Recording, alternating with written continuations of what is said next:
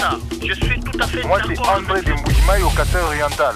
Je refuse totalement ce que tu Moi, c'est Céline de Lubumbashi au Katanga. Je pense qu'on peut, en combinant les deux avis de mes précédents, trouver une solution par rapport à ça.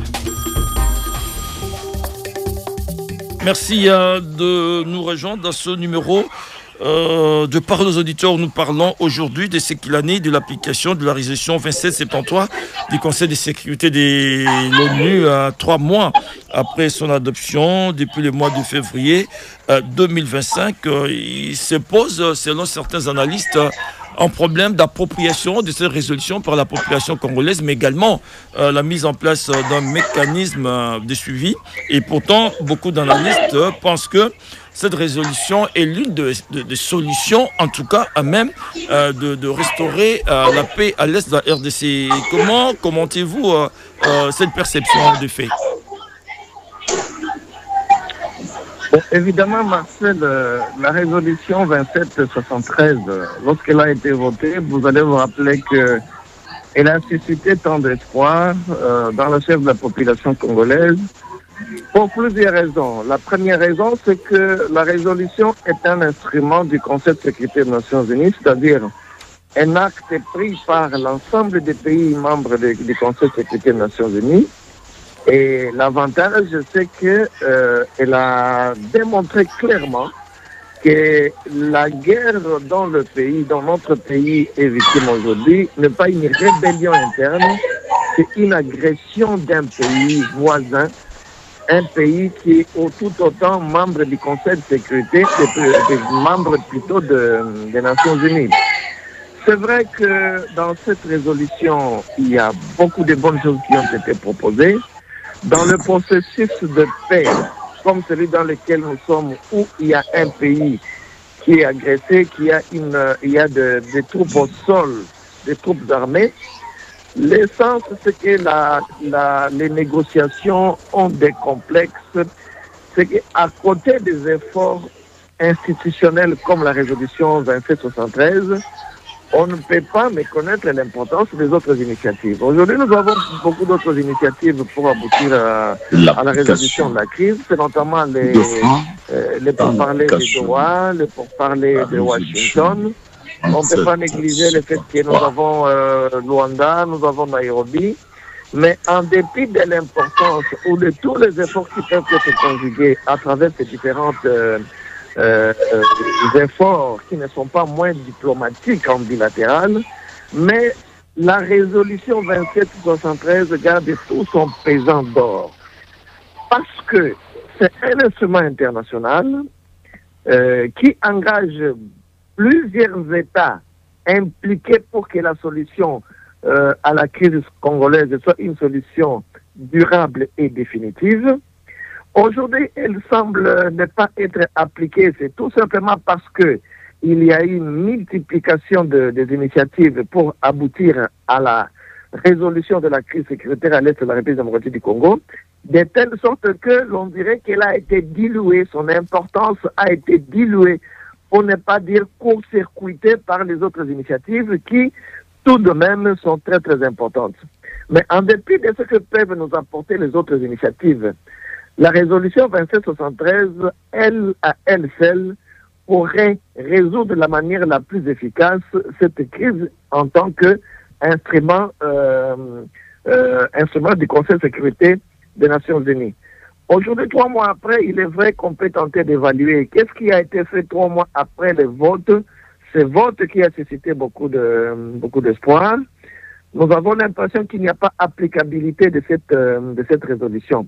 Eh bien, c'est la raison pour laquelle, à l'époque, nous avions souhaité qu'il puisse être mis directement sur pied un mécanisme de suivi de la résolution 2773, parce que le comité de suivi, bien le mécanisme de suivi, facilitera, premièrement, l'appropriation citoyenne.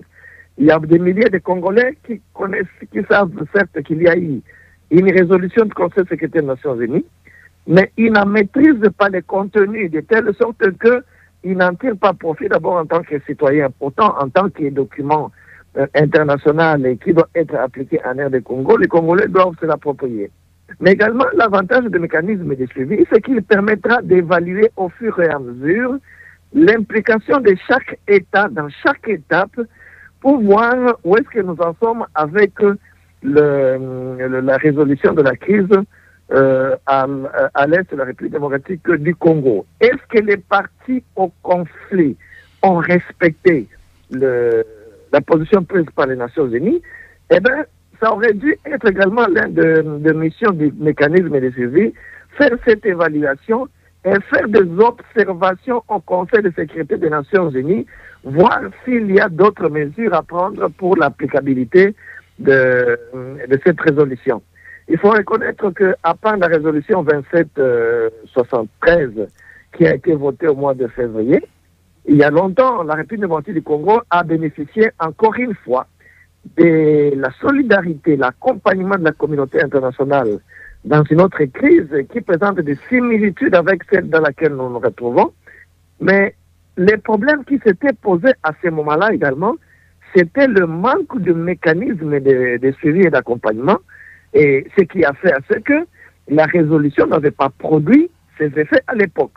Donc, pour le cas de la résolution 2773, pour autant qu'elle a suscité beaucoup d'espoir dans les chefs de la population congolaise, non seulement la population congolaise, mais au niveau des États membres des Nations Unies, cette résolution méritait vraiment qu'au niveau du Conseil de sécurité, qu'on puisse peut-être charger la MONUSCO de prendre langue avec les autorités gouvernementales, parce que ce mécanisme-là, à mon avis, doit être un mécanisme national mis sur pied par un acte du président de la République et qui devrait bénéficier de l'accompagnement de la mission des Nations Unies au Congo, notamment la MONUSCO. Je crois qu'il n'est jamais temps pour mieux faire, pour autant que même les initiatives de Doha, les initiatives de Washington, on n'est pas encore abouti à la signature des accords. Même si on y arrivait, je crois que la résolution 2773 ne perdra pas son sens, ne perdra pas son importance, parce que la question de la paix, une fois que les accords sont signés, il faut faire le suivi maintenant de l'application des accords. Donc, qu'on aille à Doha, c'est une bonne chose. Qu'on aille à Washington, c'est une très très bonne chose également.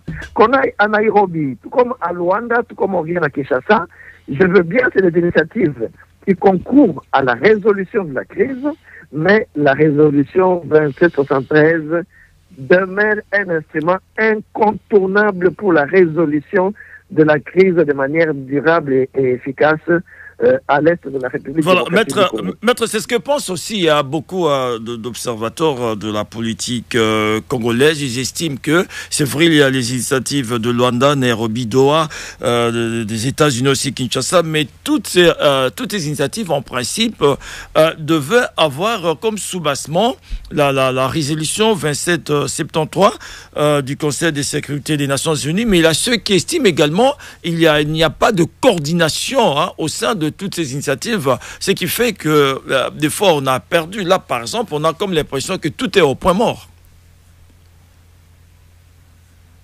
Bon, évidemment, cette analyse mérite d'être évoquée.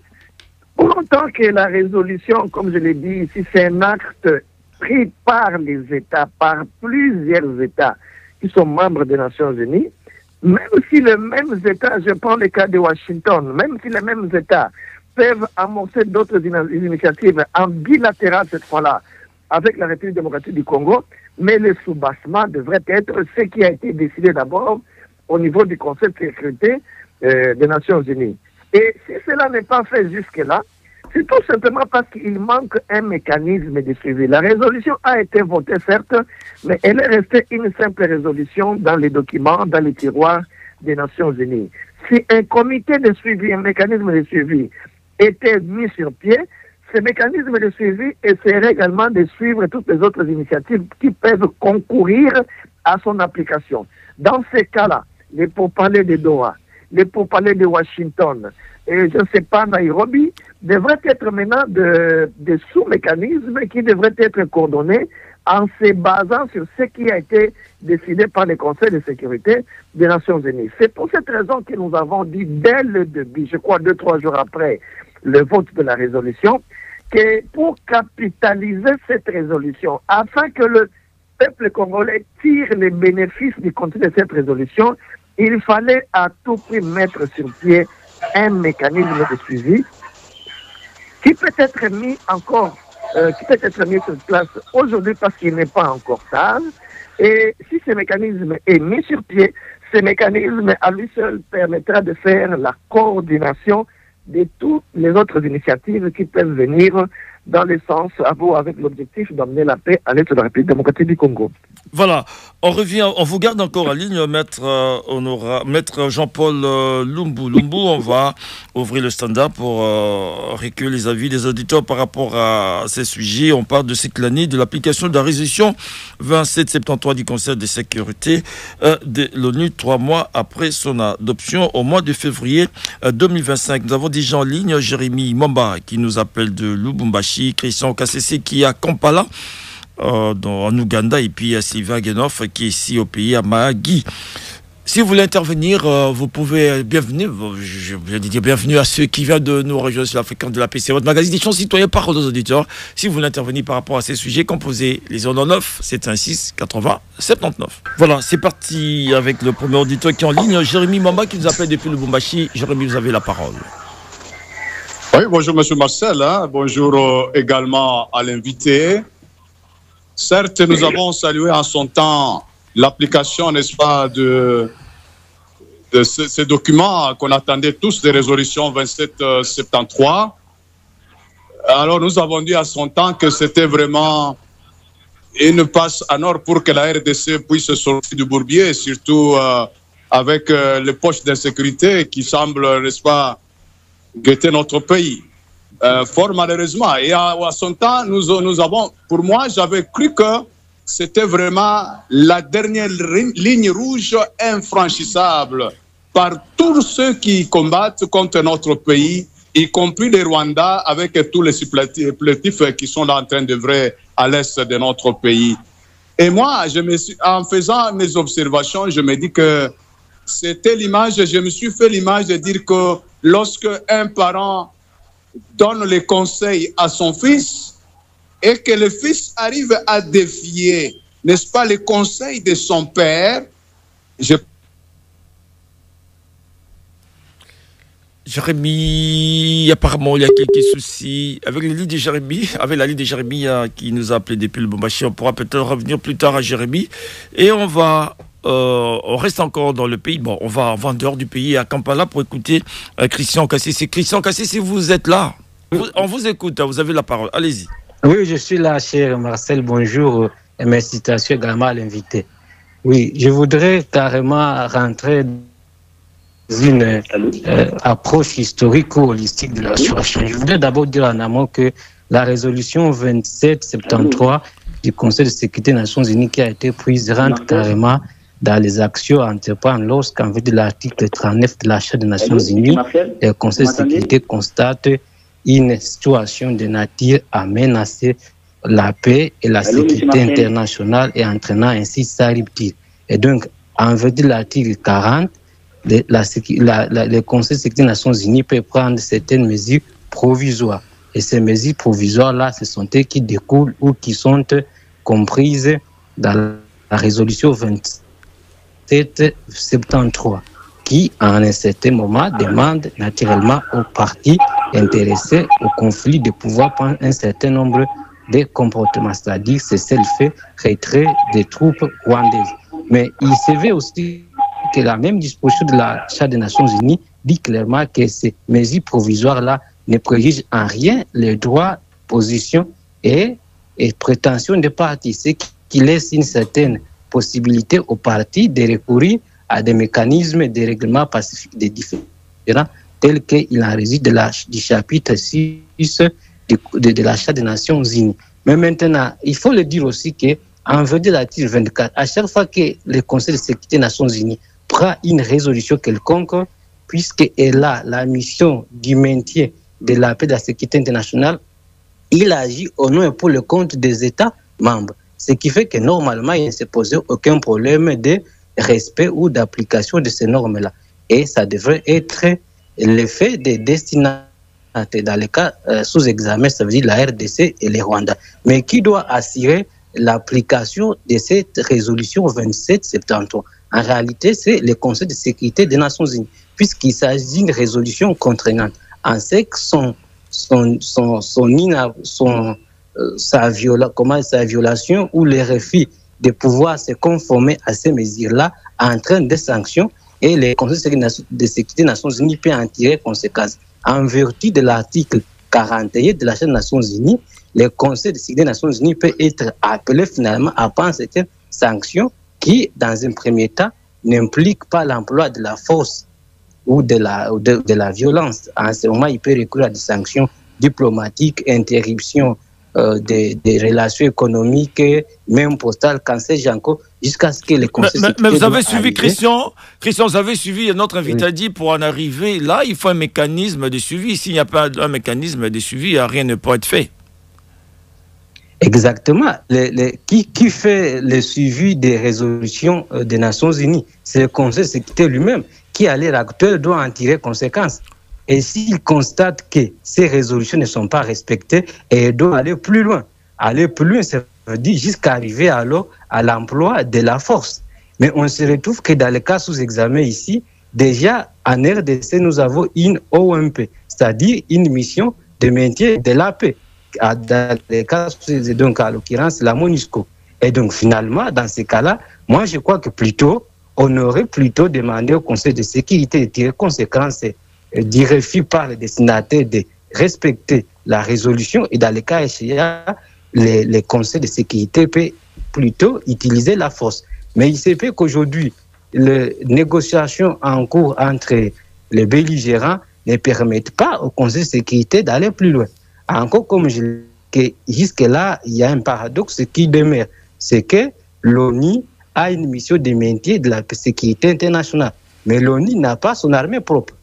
Voyez-vous, ce qui fait qu'à chaque fois que l'ONU doit aller rétablir la paix, la sécurité internationale, il doit recourir plutôt à un appel volontaire aux troupes par les États membres. Et donc, ça pose aussi un problème.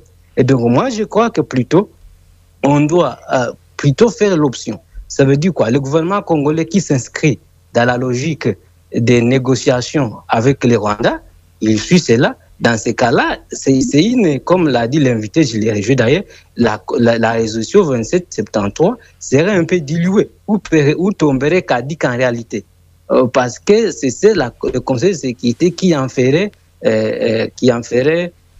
poursuite ou qui en ferait alors contrôle l'exécution. Et donc, pour conclure, je voudrais tout simplement dire que les États demeurent souverains et la Charte des Nations Unies les reconnaît cette capacité-là. Ce sont eux qui, à chaque fois, doivent finalement choisir pour que le mécanisme choisi, pacifique, le mécanisme pacifique de résolution des conflits, les recours à la force, et à ce moment, le Conseil de sécurité ne peut qu'en tirer conséquences. Voilà, et donc, merci. moi, je crois que oui.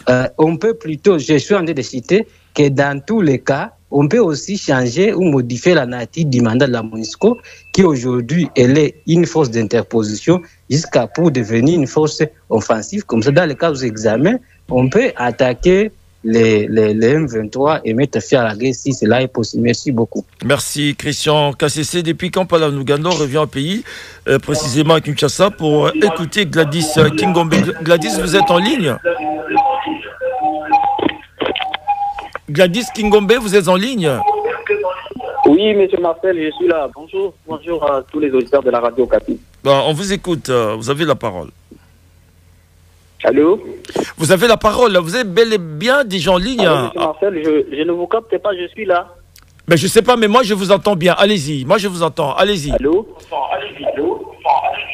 Apparemment, okay, d'accord. Allez-y. Beaucoup, monsieur Marcel, désolé. Je disais ceci, je vais juste fixer quelque chose là. Excusez, je me rends compte que nous, Congolais, on n'a pas vraiment accès à de bonnes informations. Et moi, je suis politologue, je me permets de fixer quand même quelque chose pour aider nos compatriotes. D'abord, nous devons savoir ceci. La seule résolution ou les seules résolutions d'une institution internationale qui sont contraignantes, c'est les résolutions de la FIFA. Toutes les résolutions, toutes les autres résolutions ne sont pas contraignantes. Donc les Congolais ne doivent rien attendre des résolutions là des Nations Unies pour dire que voilà, ça sera contraignant. Ça ne s'est jamais fait comme ça ne se passe pas comme ça et ça ne se fera jamais. Les résolutions ne sont pas contraignantes. Ça, c'est la première chose que je voulais préciser. La deuxième chose, parce que j'ai suivi honorable votre invité là-bas, que je connais bien, Lumbu Lumbu, je ne suis pas d'accord avec lui. Il a parlé de l'agression, des choses comme ça. On mélange un peu tout dans ce pays, les concepts, on le mélange vraiment. Il y a une différence entre une agression et une rébellion. Quand l'ONU parle, voilà, le 1-23 est soutenu par le Rwanda, c'est pour dire que c'est une rébellion, c'est pas une agression. Une agression, on parle de l'agression lorsqu'il y a guerre. Et la guerre, c'est un conflit international entre des armées, des gouvernements et des états-majors. Ce n'est pas le cas avec notre pays, la vérité construite. Ce qui se passe au Congo, c'est une rébellion. Le M23 est un groupe armé rebelle. C'est comme ça que les Nations Unies voient les choses. Alors, la résolution, lorsqu'ils prennent une résolution, la résolution là n'est pas obligatoire. Monsieur, excusez-moi, monsieur Gladys, monsieur Gladys, s'il vous plaît. Sur notre force ou nos forces armées loyalistes. Bon, il y a un langage. Monsieur Gladys, s'il vous plaît, non, attendez, restez encore là, parce que j'aimerais savoir, lorsque la résolution condamne directement le Rwanda pour son soutien au M23 et réclame le retrait immédiat de ses troupes, des troupes rwandaises sur le territoire congolais, comment vous interprétez cela? Ah, désolé, apparemment, monsieur Gladys Ngombe n'est plus en ligne. Désolé, voilà, peut-être l'invité aura réagi par rapport à cela. On va cette fois-ci à Mahagi pour écouter Sylvain Gernov. C'est vrai, j'avais déjà lu sa réaction, mais bon, puisqu'il est déjà en ligne, il peut toujours intervenir. Sylvain, vous avez la parole. Vous nous appelez depuis Mahagi. On vous écoute. Marcel, nous scrutons sérieusement la situation sécuritaire et politique à l'est du pays. Permettez, nous qui vivons dans cette partie du pays, peut-être nous avons une autre lecture. J'ai attendu le député Lumbu Lumbu et d'autres qui ont intervenu avant moi. La résolution 2773 du 21 février 2025 a 17 clés pour la paix et la sécurité en RDC. Mais, curieusement, il y a 3 grands points que je voudrais exploiter avec vous aujourd'hui et tous les auditeurs, puisque je n'ai pas le monopole du temps. Lorsque vous prenez le premier point, le 4e paragraphe du préambule, les conseils de sécurité de l'ONU imposent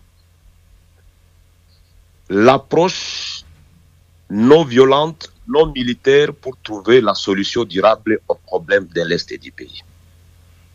N'oublions pas que l'Est du pays est le thermomètre de la gouvernance de la RDC. Et de tout le temps, beaucoup de chefs d'État vont échouer, tout simplement puisqu'ils n'ont pas stabilisé l'Est du pays. Alors posons-nous la question pourquoi les conseils de sécurité imposent à la RDC et à toutes les parties que les conflits à l'est du pays n'aura pas comme solution l'approche militaire. En 1994, déjà Boutros Ghali, secrétaire général de l'ONU, va dire au patriarche Léo Kengo Dodo, qui lui pose une question sur un problème humanitaire au Kivu.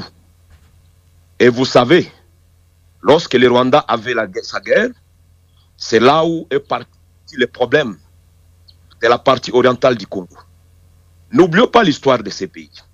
Lorsqu'on parle de la guerre de l'Est du pays, il ne faut pas que nous puissions être symptomatiques. Et Léo Kengo n'est pas encore mort.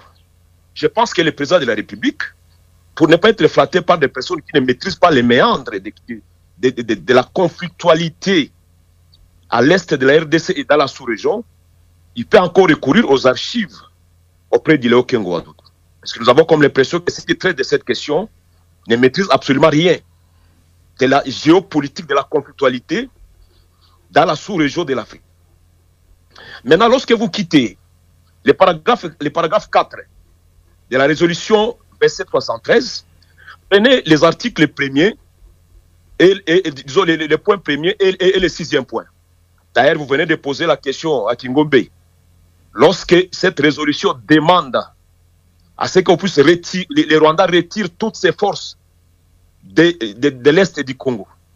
Et j'ajoute le point 1, condamne les Rwandais du fait de son assistance au M23.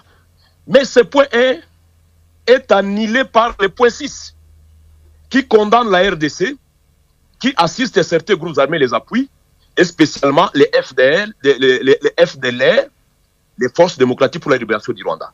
Voilà là où j'ai dit que cette résolution 2773 produit une ambiguïté, et d'ailleurs, je n'attends rien de cela. Vous avez vu même dans les groupes WhatsApp, lorsqu'on a passé les sujets, tous les Congolais sont sceptiques.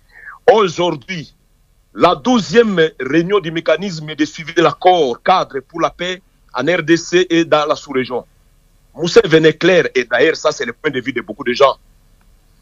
Qu'est-ce que le gouvernement fait à terme d'obligations constitutionnelles pour qu'il y ait rapport entre la gouvernance et les besoins sociaux de base des citoyens, puisque les guerres du Congo partent de là aussi.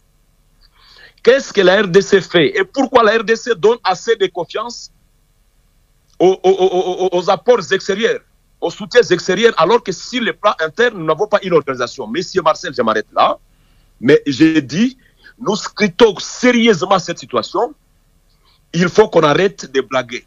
Je quitte par dire ceci, Monsieur Kabila, Monsieur Corneille Nangaa, le président Félix Tshisekedi, qu'est-ce qui nous manque pour nous dépasser afin de trouver une solution pacifique? Déjà, le Conseil de sécurité des Nations Unies nous impose un dialogue et non pas la prise des armes et la solution militaire. Voilà, merci beaucoup Sylvain Ganoff depuis Mahagi.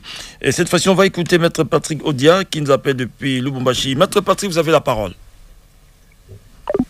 Bonjour Marcel, bonjour ceux qui ont déjà pris parole rapidement, quelques minutes qui restent. Je pense que je suis l'un de ceux qui, comme le professeur Tuba Ankala autrefois, soutenait la mise en œuvre de la résolution 2773 du Conseil de sécurité. Mais au jour d'aujourd'hui, j'ai l'envie de pouvoir demander ou interroger à ceux qui sont experts en droit international. Pour nous, les autres juristes, nous disons que le droit international est un droit hypocrite, théorique, qui n'a pas un caractère coercitif. Et nous nous demandons quel est l'organe habilité à ce jour de pouvoir faire exécuter des résolutions prises par les conseils de sécurité, surtout en matière de conflits et de la paix et sécurité internationale.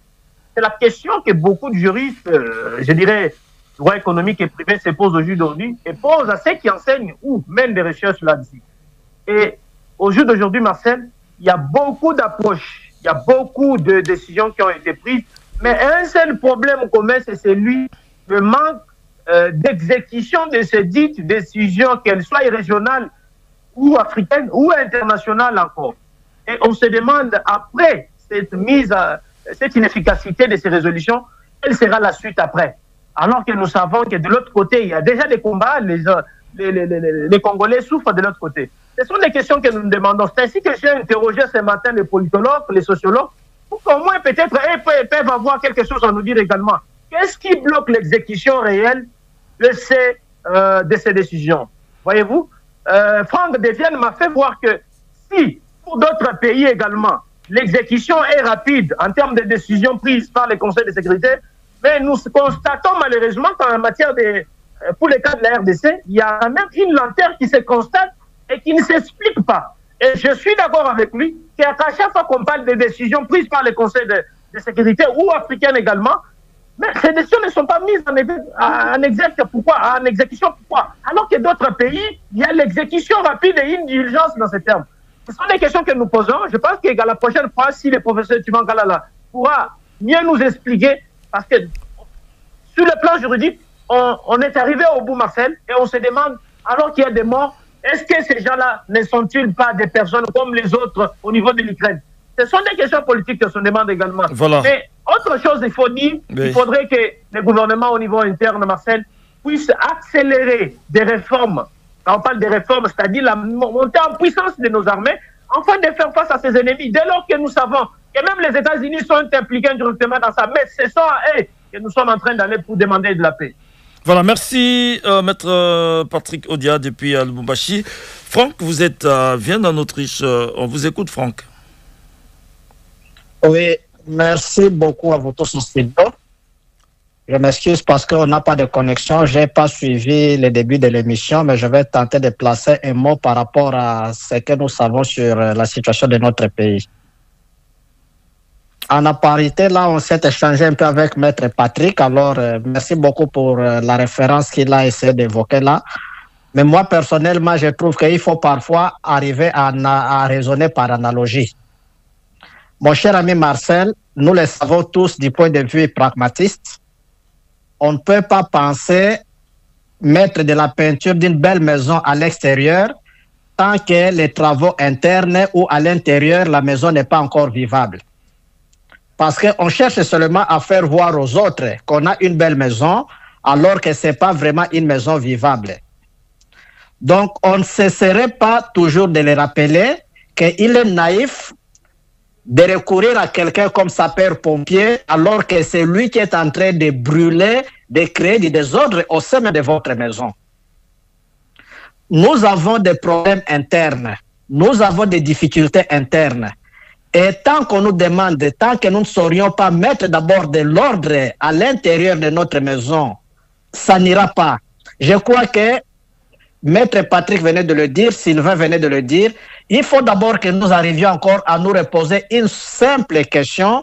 Pourquoi il y a autant de problèmes d'instabilité? Combattons d'abord les injustices, mettons d'abord l'homme qu'il faut là où il est, enseignons encore des valeurs citoyennes et il faut que les citoyens congolais, les dirigeants congolais sachent d'abord que le bien-être de son pays dépend d'abord de son savoir-faire.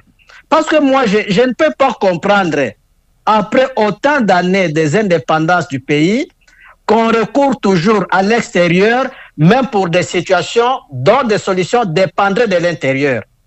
Donc, nous allons mettre du fait à l'intérieur, avec la complicité de ceux de l'extérieur, et on va encore recourir au même pour venir nous aider à éteindre ces feux, ou bien de l'intérieur, nous devons d'abord nous engager à éteindre ces feux-là à travers nos comportements, une maturité citoyenne.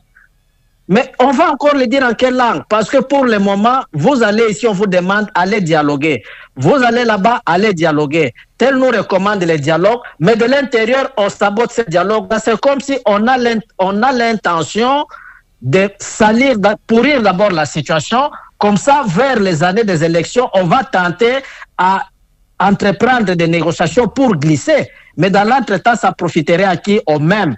Elle va rester, elle va entrer, mais dans l'entretemps, le bien-être collectif serait là en train de pâtir. Et tant que ça ne marcherait pas, nous autres, on ne va insulter personne, mais on tirerait sur tout ce qui ne marcherait pas. Alors, parce qu'on ne peut pas toujours accepter de voir tout le monde, la majorité, en train de souffrir et le pays être pris en otage. Cette résolution avait été annoncée depuis des jours. 3 mois durant, il n'y a pas de solution. Alors Franck, on vous comprend. On peut bien voir cette résolution 2773 du Conseil de sécurité de l'ONU. On peut beau avoir toutes ces initiatives de Doha, Luanda, Nairobi. Pour vous, le plus important, c'est d'abord des Congolais de se prendre eux-mêmes en charge et de se mettre autour d'une table. C'est bien ça pour vous, Franck? Tout à fait, c'est d'abord la prise de conscience interne. Éviter qu'on vienne se jouer de nous, éviter qu'on se serve de nous comme tremplin, parce que c'est le citoyen congolais lui-même qui se livre comme marionnette. On se sert de nous pour nous détruire, et après nous allons recourir au même pour venir remettre de l'ordre chez nous. Mais qui peut nous prendre au sérieux avec un tel système de pensée? Voilà, merci beaucoup Franck depuis Vienne. On revient à notre invité, Maître Jean-Paul Lumbu. Maître, vous avez suivi toutes ces réactions. Qu'est-ce que vous en dites? Marcel, je crois que toutes ces réactions traduisent l'intérêt que les Congolais manifestent pour le retour de la paix, pour la bonne gouvernance dans notre pays. Et ça, c'est un moyen d'expression, voire même du patriotisme. C'est à saluer. J'ai suivi les réactions des uns des autres. Je n'ai pas retenu le nom de l'un des auditeurs qui, bon, à son avis, et je respecte son point de vue, qui pense qu'on ne peut pas parler de la guerre.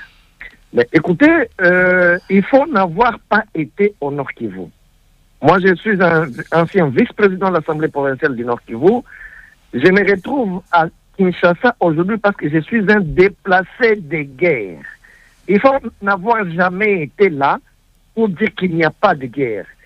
La population de Goma, la population de Lubero, de Butembo, de Beni, de Massissi, si vous dites à cette population-là qu'il n'y a jamais eu guerre à l'est de la République démocratique du Congo, elle dirait que vous êtes en train de cracher sur la mémoire de toutes les victimes qui sont pourtant reconnues même par la communauté internationale elle-même.